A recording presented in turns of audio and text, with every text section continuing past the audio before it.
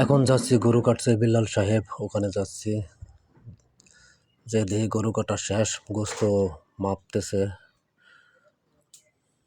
মেপে মেপে পলিতে ঢুকাচ্ছে। যার যে ভাগা লোকজন দিয়েছে সেইভাবে পলি করতেছে, ওজন দিয়ে দিয়ে। 1 কেজি 950 গ্রাম করে হয়েছে 1500 টাকার গোস্ত। মোটামুটি ভালো হয়েছে, লস হয়েছে না, মোটামুটি ঠিক আছে, আয়ত্তের ভিতরে আছে।